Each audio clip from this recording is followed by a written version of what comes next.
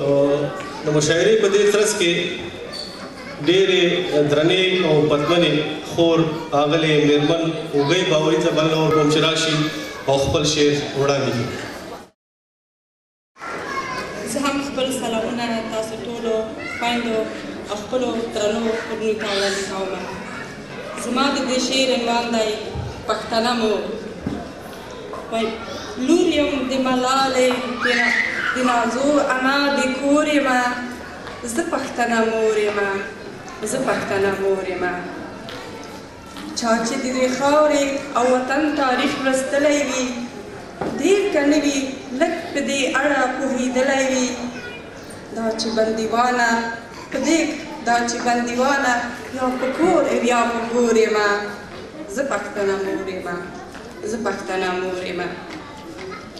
ښځو د جفا څپېړو مخ باندې خوړلي دي، کلي نارواوې په سر سینه زغملي دي.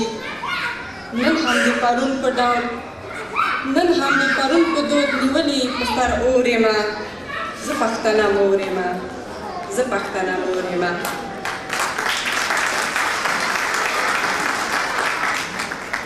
ما چې نومیاولي او ننګیالي بچیان روزلي دي، داسې لوی کسان چې په نوم مې تاریخ ویاړلی دی.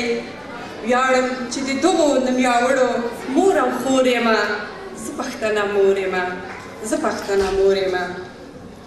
خدایه ښایسته مې په تعلیم باندې بچیان کړې ټول، لږ په خپلو خویندو خپلو میندو مهربان کړې ټول.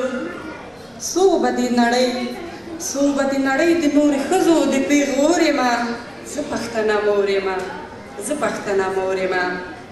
موږ په هر مشکل کې نارینه ته لاس ورکړی دی، پړی مو د ژوند په اوږو سم ورسره وړی دی.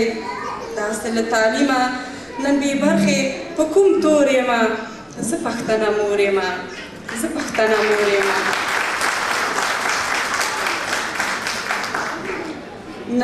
نران که له غلیم سره جرګې ته وردانګلي دي، موږ یې تر شا کارتوس او یا خواړه وررسولي دي.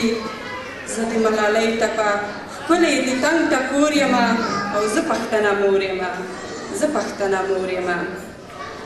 ما نه نن غوښتنه د زمان او د پیړۍ دا ده، ما نه هم زمان هیله د ژوند او د نړۍ دا ده. څو به له ناخواړو زه باوري په شر او شور یمه، زه پښتنه مور یمه، زه پښتنه مور یمه. مننه.